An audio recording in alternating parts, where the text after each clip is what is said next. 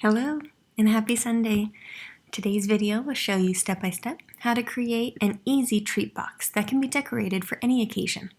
With my design, you can make 3 of these treat box bases from one sheet of 8.5 by 11 cardstock.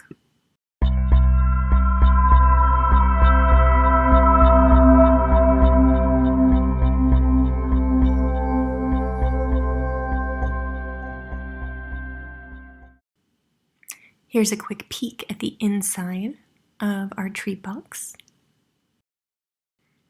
And here I'm providing the dimensions in brief written instructions, or you can hop on over to my blog to download this template for future reference. Let's start by trimming our 8.5 by 11 at 4 inches.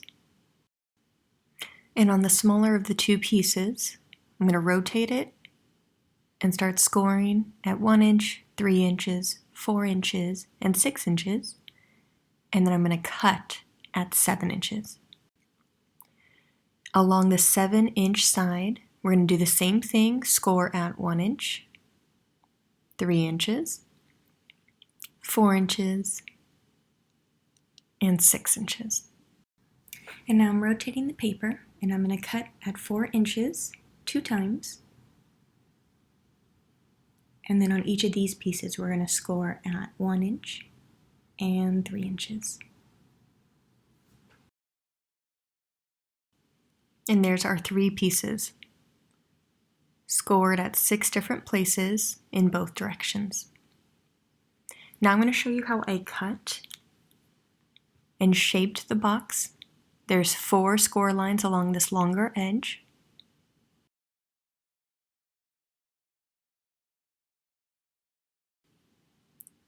I'm going to cut straight up to the first horizontal score line. And I'm cutting on the left-hand side to create the little notch. I'm going to do the opposite on the second score line. I'm cutting up and going to the right. On the third one, I cut straight up. And now I'm going over to the fourth line. I'm going to start at the bottom of the fourth line, and I'm going to cut diagonally up to the top of the third score line.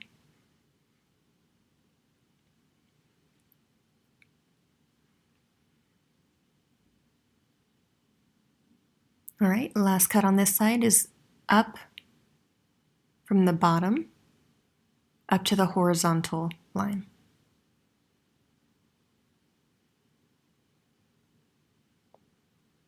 All right, do the same for the other side.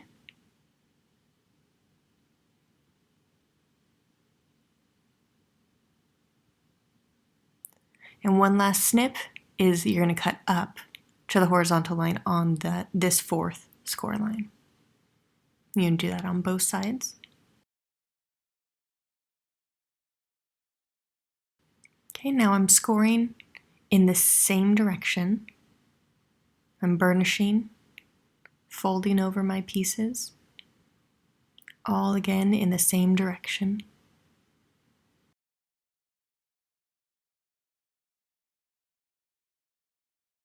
All right, and now we're going to apply the glue to the 4 tabs that we created around the square side.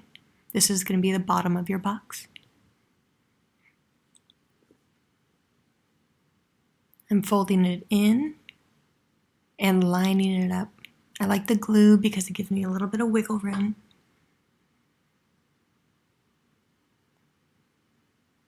I'm doing this for all 4 tabs.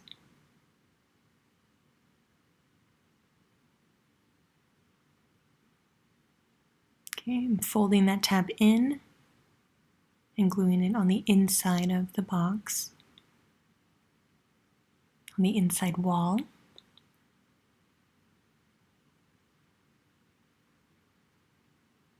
And there is the bottom of our box. I'm just making sure that all the little edges are straight and even. Now I'm flipping it over and I'm going to apply glue to the 2 triangle tabs.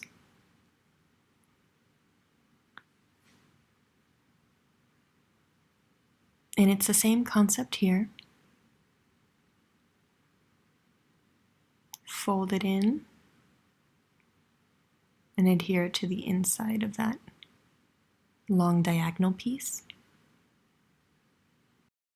And there's at the base of one of our treat boxes. Now I'll give you the dimensions of the designer series paper.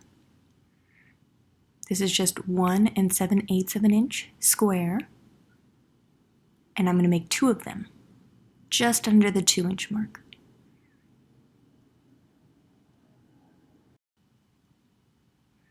This last little piece is 1 7/8 inch by 7/8 inch.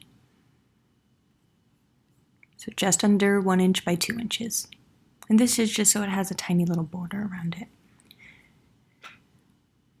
I'm applying glue to the first square, adding it to the very top of my box.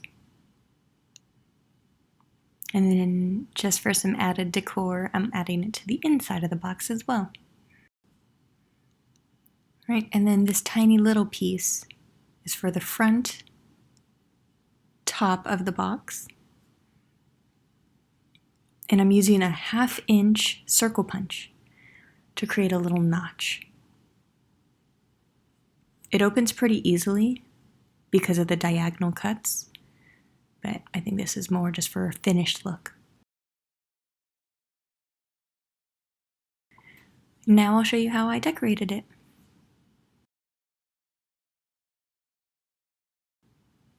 I'm using the Happy Holidays from the Poinsettia Petals bundle. And look at this cute little mini boss. This is the mini cut and emboss machine. It's going to be available to customers this coming January 5th. It's such a light machine, and it has a pretty decent size 3.5 inch width platform, so a lot of the dies will work on this machine. I'm looking forward to keeping this on my craft space. And so here you're witnessing my very first cut on it. It's really smooth. Since I used the stitched nested label dies, I used the Label Me Fancy punch to punch a little hole to make it a tag. And I'm using the Real Red sheer ribbon. And this is actually getting carried over from the holiday mini over to next year.